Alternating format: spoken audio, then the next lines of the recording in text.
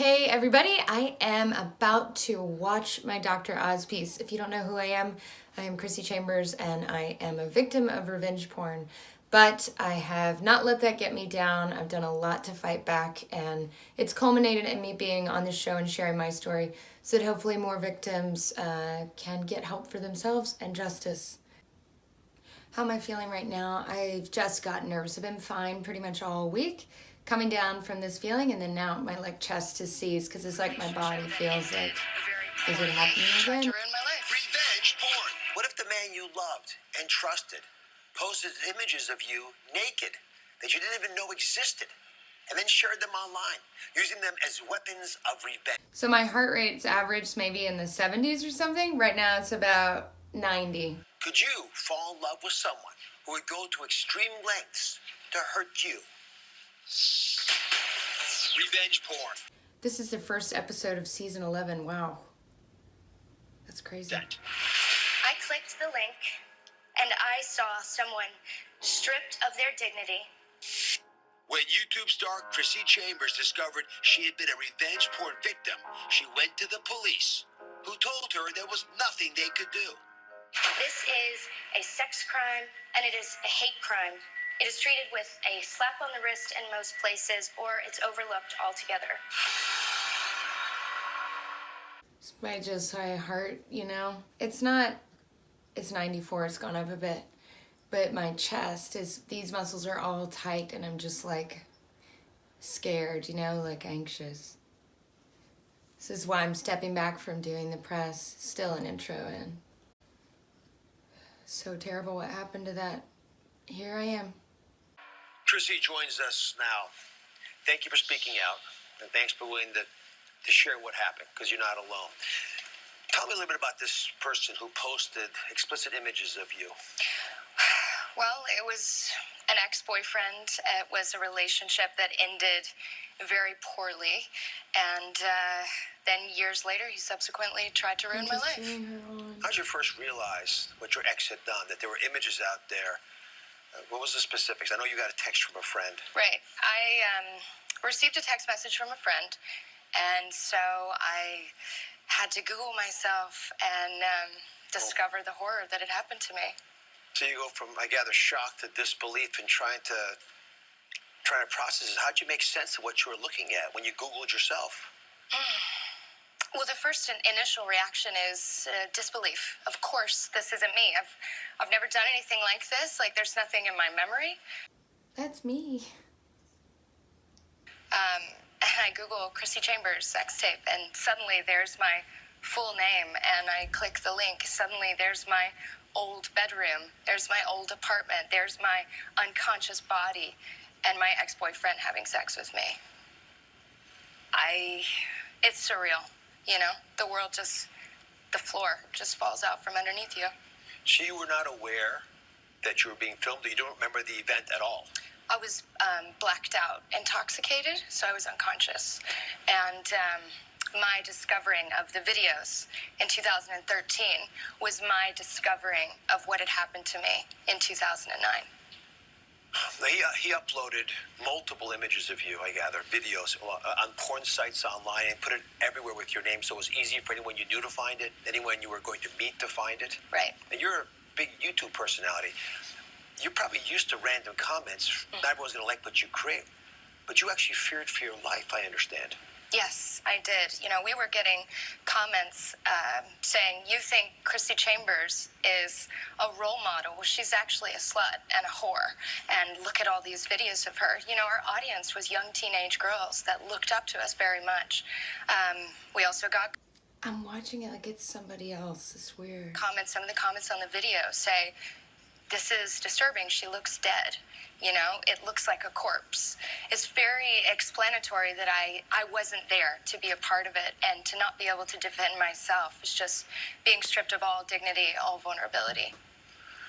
So to pay credit to you, in 2013, there were 3 states in this country that had laws on revenge porn, in part because of your outspoken advocacy about this. Now there are 46 states. 46 states, thanks to our guest today, who have laws on revenge porn. It's difficult to take down. because like all things online, it spreads so quickly. So, I mean, I'm just sitting here, I don't know you from before, but I've heard your story. Right. I'm impressed you seem put together, and you're obviously thoughtful, and you've been very impactful, changing the laws of an entire nation. Talking about the states that have laws. And in that moment, so before, I don't really get nervous to do interviews, so I wasn't really nervous here. I get butterflies, but it's not even nerves, it's just like the excitement of being in the audience and the cameras and stuff, but not scared to talk to him or anything like that. I was wondering how he would be.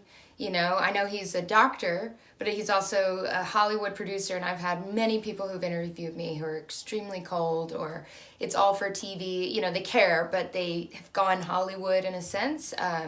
Like they're very out of touch with like real compassion. And Dr. Oz, he did not come off like a TV host. He came off like a doctor who happens to have makeup on in this TV show, but a doctor and a father. He had so much compassion and so much warmth and a lot of heart, for my story, a lot of empathy. So I was really taken aback and pleasantly surprised, and I tried very hard to stay very present with him. A lot of eye contact and real with myself, not just reciting what I've said before, but I need to step back from press because I do try to be very real and present with people, and that comes at a cost. This came at a heavy cost, but I'm grateful to do it. I'm extremely proud of it. Let me run it back. Yeah, so we were talking about the laws. My hands are shaking so much. Yet when you reached out to take videos, illegally obtained videos of you naked, very exposed videos offline, what happened? No response. The websites felt no need to reach back out to us. They completely turned a blind eye, and it was not until the shame involved with this, not until my own father-in-law, actually, who's an attorney, sent cease and desist on letterheads that they actually kind of started to pull a few of them down. So you ended up going outside this country to fight the battle. You went to the United Kingdom. Why was it worth going there versus fighting the battle here? Well, it happened to me in Atlanta, but my ex is from the UK. So I tried to go and get criminal charges, for the violation that had taken place against me. And they turned a blind eye and victim blamed me in Atlanta, making it seem as though I shouldn't have drank. And so they sent me to the UK, where the videos were uploaded.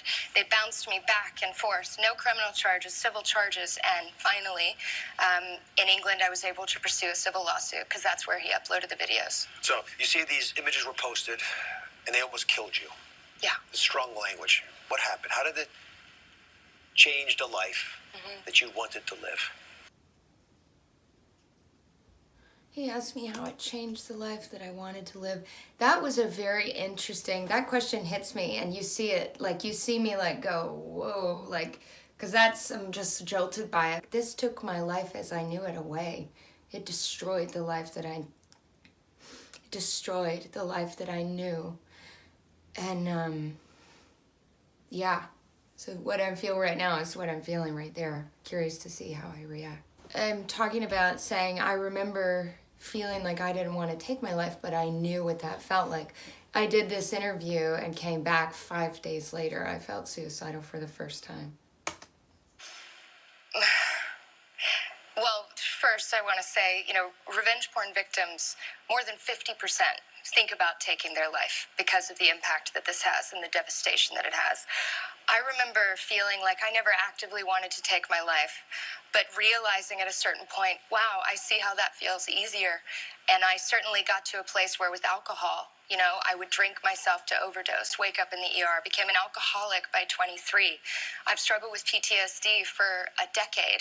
I have dermatillomania. It completely ravaged my skin and suffer Describe it. That's when you scratch your skin when there's nothing wrong there. If you saw my back. I hope I said it right. Dermatillomania, like constant skin picking. I just talked about that. I don't talk about that because that's what I have the most shame about. I decided that morning I wanted to talk about that too, because that's like some of the biggest scars that I carry, literally and figuratively. Trying to ease the pain, I guess. I don't know.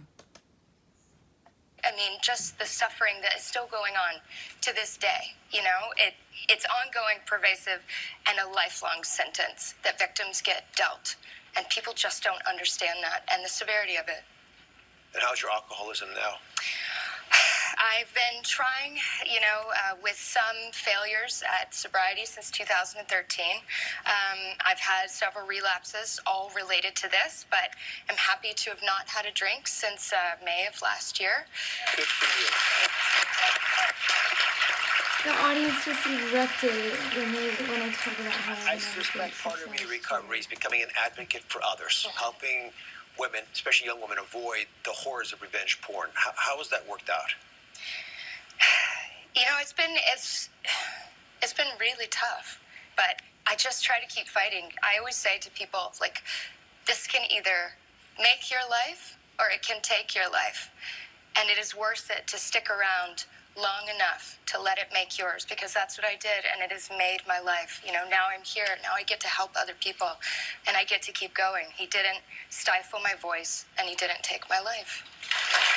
Treasure your greatness. Keep it up. Keep it up. You're helping all these women. Wow. That was incredible. I'm extremely proud. And I will continue to speak out because it does help me take back some of my power, and it helps give me purpose to the suffering. But this interview and the therapy I'm going through, the EMDR, really left me reeling and combined to make me feel myself suicidal. About 10, 12 days ago, 2 weeks ago. No intention, but just the idea that I could hit a stop button to all of this. It's not something I would actually do, but it was heavy to feel, and so I am just stopping all press, in a definite period. And when something really speaks to me and moves me, I will do it, of course. But I've got to take care of myself so I can stick around. And I definitely want to, I've always wanted to keep fighting. So this is a reflection of that endless fight. I hope it inspires more people to care.